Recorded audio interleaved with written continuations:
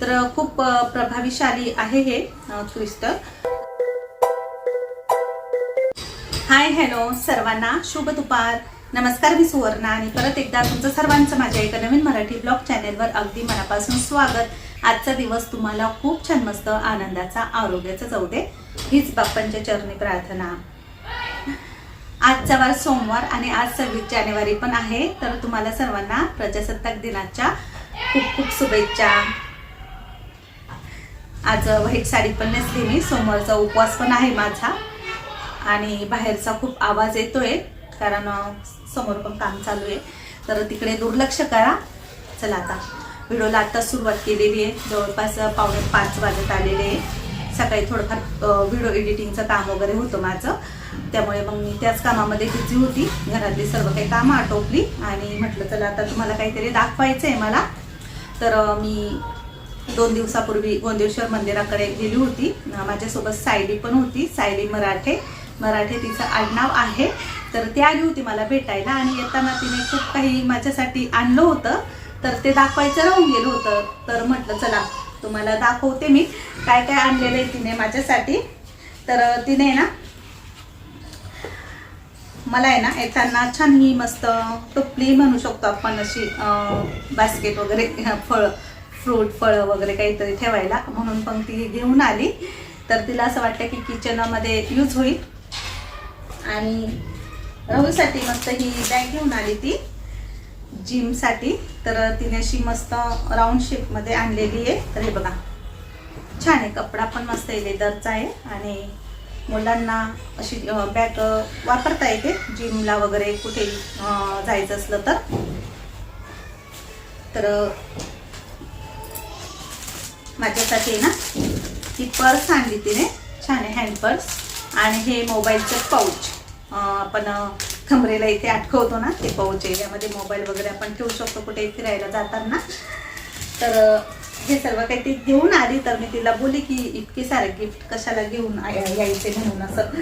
तर ते मी नंतर बघितले, ती गेल्यानंतर मग मी तिला मोबाईलवर कॉल केला तर तेव्हा बोलली, आणि तिने मला अतिशय महत्त्वाची एक गोष्ट सांगितली याबद्दल। तर हे पण तिने मला दिलेलं एक गिफ्ट, तर हे खूप छान आहे।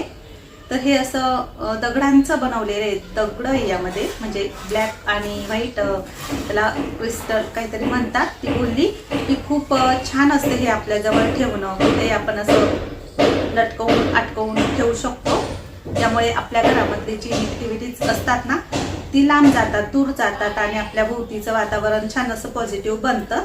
आपले काही पण कामं अडथळलेले असतात, काही अटकलेले असतात, तर ते कामं पण होतात।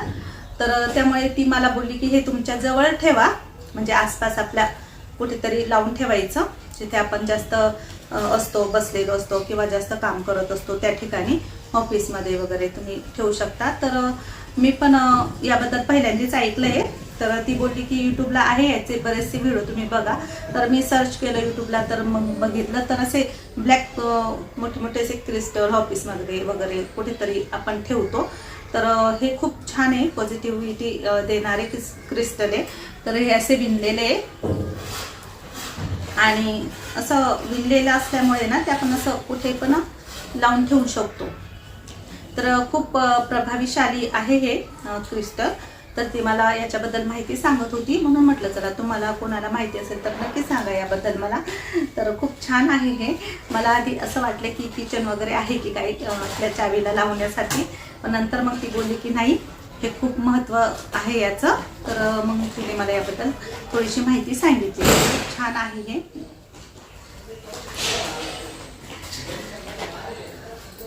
चला संध्याकाळ होत आलेली आहे, तर आता स्वयंपाकाची वेळ झालेली माझी, उपवास आहे तर भूक पण लागलेली आहे। काय काय आणलं मिस्टरांनी, काय काय आणलंय मार्केटमधून?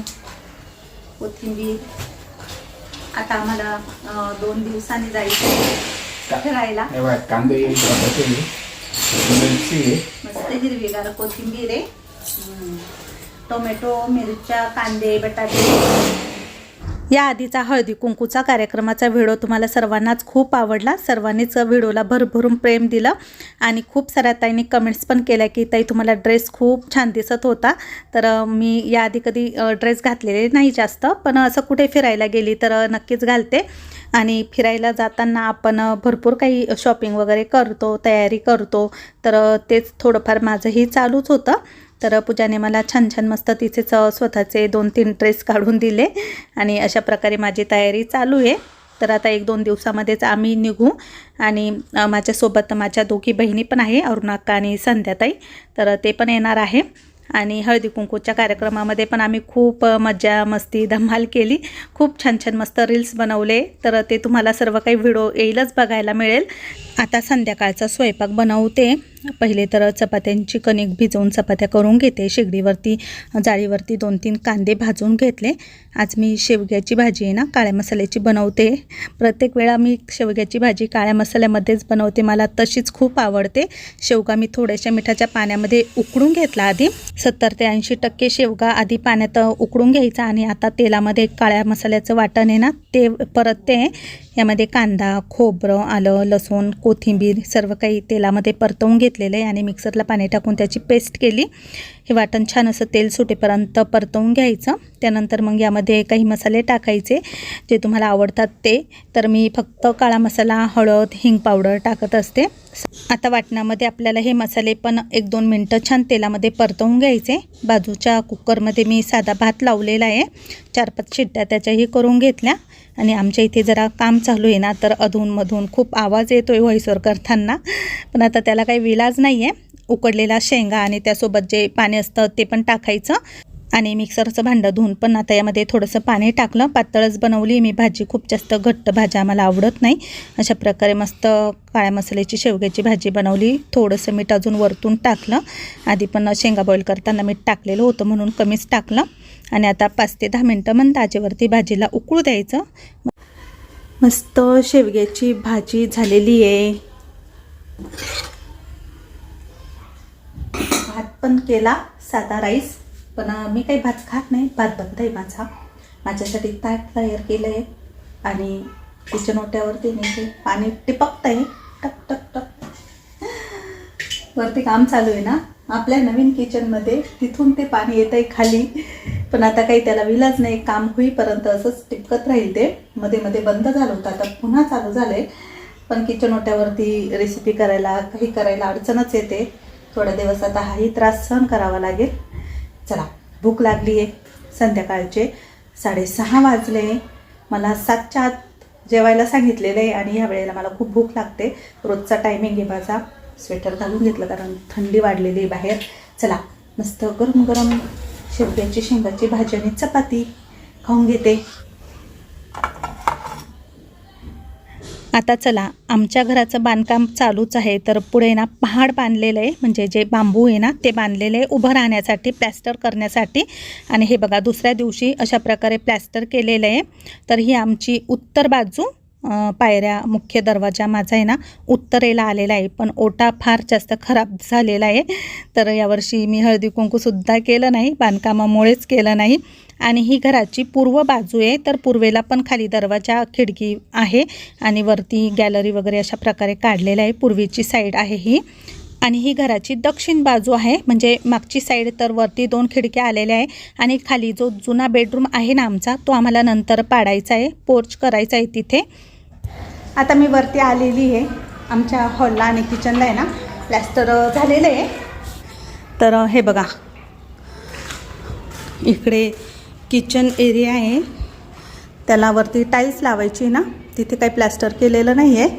आणि ही वॉल पण केलेली आहे, पूर्ण हॉलला प्लॅस्टर झालेलं आहे. फक्त ह्या विंडोज राहिलेल्या, याला खिडक्या वगैरे लावायच्या बाकीच आहे. आणि अशा प्रकारे हे काम चालू आहे. आज तर कामगार नाही आले, आज सुट्टी आहे. सुट्टी नाही म्हणजे सिमेंट काहीतरी संपलेलं आहे म्हणून. आणि बेडरूममध्ये पण झालेलं आहे. तर बेडरूम पण प्लॅस्टर झालेलं आहे. हे बघा,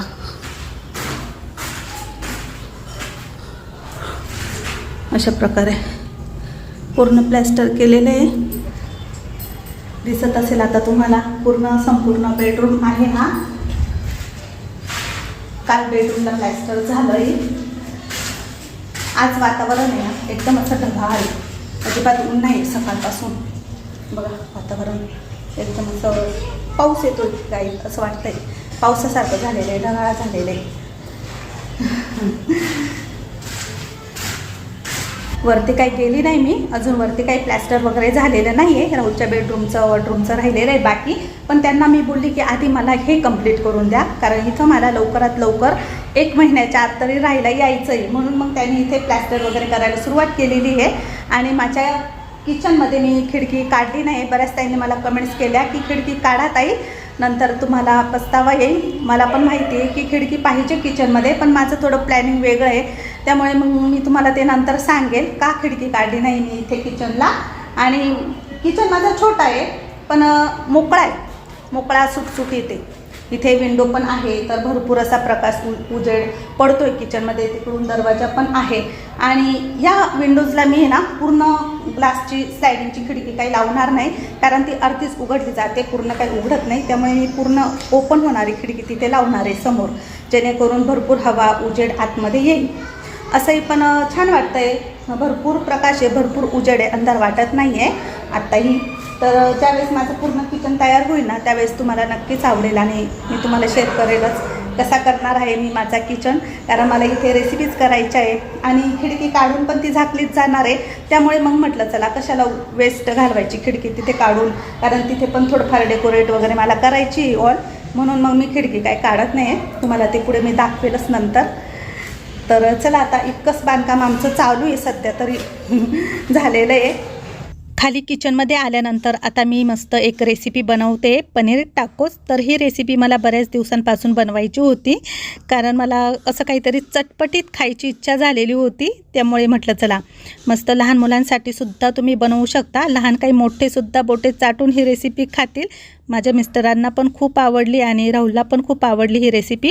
तर इथे मी चपात्या घेतलेल्या आहे, ताज्या फ्रेश चपात्या केलेल्या होत्या मी. तुम्ही शिळ्या चपात्या उरल्या ना तरी पण त्याचं करू शकता. तर इथे मी वाटीमध्ये खूप साऱ्या भाज्या घेतलेल्या होत्या, त्यामध्ये शिमला, कांदा, पनीर, स्वीटकॉर्न आणि टोमॅटो टाकलेला आहे. त्यामध्ये तुम्ही गाजर टाकू शकता, कोबी टाकू शकता, कोणत्याही तुमच्या आवडीच्या भाज्या. अशा भाज्या यामध्ये टाकल्या तर मुलेसुद्धा खातील, मुलांना कळणार पण नाही यामध्ये कोणकोणत्या भाज्या आहे, नाहीतर मुले भाज्या खायचा खूप कंटाळा करतात. छोट्या छोट्या चपाती बनवल्या आहे मी, त्याला सॉस लावून घेतला आणि त्यावरती स्टफिंग टाकून ना त्यावर छान असं थोडंसं मोझरेला चीज टाकायचं. थोडंसं चीज क्यूब असेल तर तेही किसून टाकलं तरीही चालेल. त्यानंतर आता ही चपाती ना अशी दुमडून घ्यायची आहे अशा प्रकारे.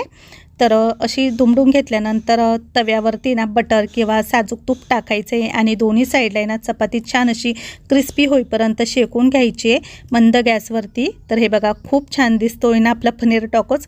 तर मी आता पुन्हा 2-2 चपात्या इथे तव्यावरती ठेवलेल्या आहे, वरतून थोडंसं बटर लावते. बटर तूप काहीही लावू शकता तुम्ही, खूप छान मस्त झालेले होते. तर अशा प्रकारे मी आज हे बनवले. डिटेलमध्ये संपूर्ण व्हिडिओ तुम्हाला येईलच तेव्हा तुम्ही नक्कीच बघा. तर हे बघा खूप छान मस्त झालेले होते पनीर टाकोस. पूजाने पण याआधी बनवलेले होते एकदा, पण आज मी डिटेलमध्ये सर्व काही रेसिपीसह बनवले. तर नक्की तुम्हाला आवडेल.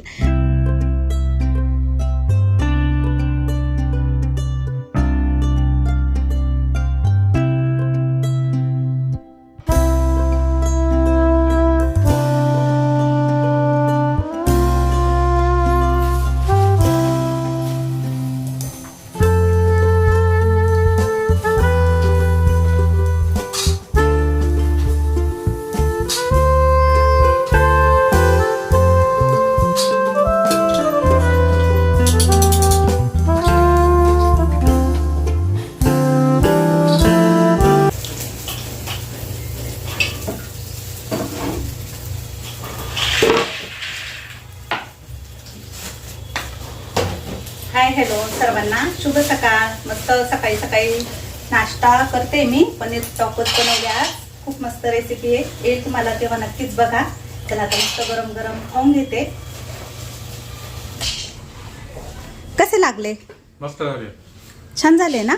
आवडलं तुला? मस्त आहे. चला आता दुपार झालेली होती तर लाडू बनवण्याचं काम आमचं चालूच आहे अजूनही.